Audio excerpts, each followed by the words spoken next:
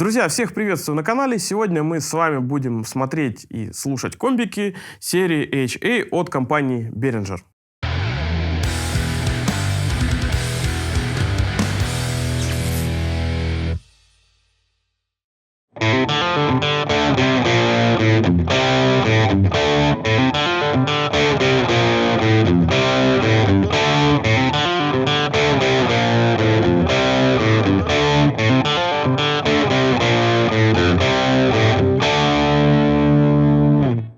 Несмотря на то, что перед нами стоят два комбика, это Behringer HA40R и 10G, семейство представлено большим количеством аппаратов с версиями с ревером и без ревера, то есть есть 10G, вот просто без ревера, 10R с ревером, и еще 20-ваттный аппарат тоже есть. Это у нас, соответственно, 40 Вт, это 10 Вт. И отличие тут в наличии и в отсутствии ревера.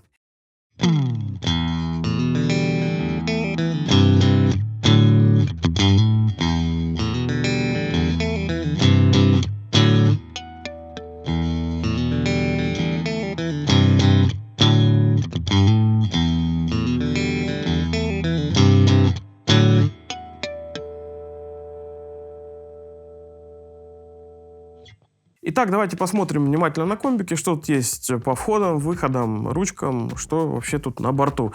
Итак, вход для гитары. Начинаем мы с младшей модели. Собственно, переключение канала. Тут нет отдельной регуляции громкости, уровень гейна, трехполосный эквалайзер, общий на два канала и мастер волюм. Ну, выход еще на наушники и вход внешнего аудиоустройства. Фуд-свитча тут нет, это тоже надо учесть при выборе этого аппарата. То есть, ну, совсем все минималистично, но как бы два канала есть и хорош. Теперь переходим к старшей модели. Тут, в принципе, то же самое. Глобальных отличий, ну, на мой взгляд, три. Ну, кроме громкости, конечно, и мощности. Первое, это отдельная громкость на каждый из каналов, наличие ревера и наличие фуд-свитча. Ну, есть еще лайн-аут, который не отсекает звук комбика. Выход на наушники, он громкость отсекает, и звук идет только в наушники. Лайн-аут, соответственно, звук выводится в линию, но комбик при всем при этом остается таким же громким. Отдельно нужно сказать вот что. Мы же честный канал, поэтому выскажусь честно по поводу выхода на наушники. Он здесь оставляет желать лучшего. Мы пробовали через него потестить звук. Ну, он такой себе. Эмуляция как бы есть, но звучит довольно резко, ядовито, и заниматься будет некомфортно, поэтому обязательно учтите этот момент.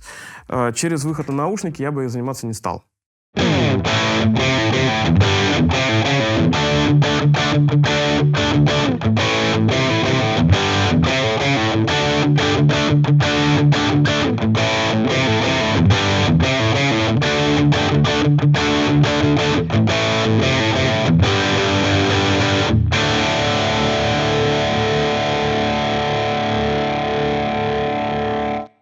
И еще один важный комментарий. Кому мало мощности, у старшей модели 40R есть выход на дополнительный кабинет. Соответственно, это сильно расширяет возможности комбика для репетиций и, например, концертов.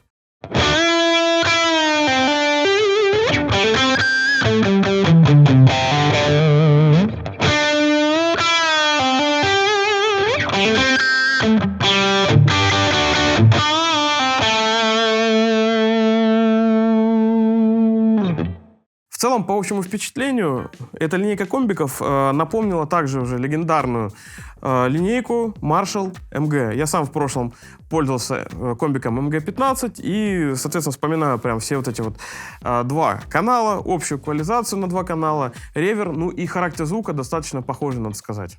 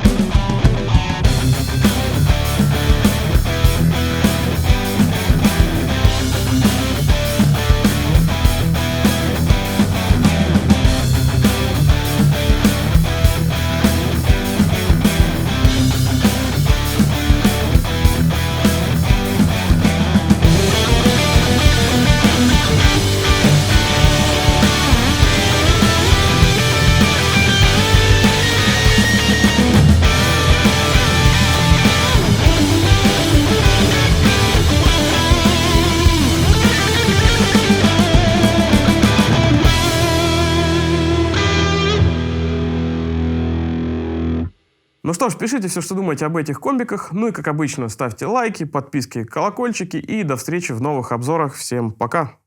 На обзоре 10R. Ну, Это знаете, Уже 10G ты сказал. 40R, 10G. еще есть 20R Да. и 10R. Сегодня мы посмотрим и послушаем комбики серии вот этой, да? Но мы не послушаем тот. Так я же спрашиваю, как сформулировать это лучше. Вот, не знаю.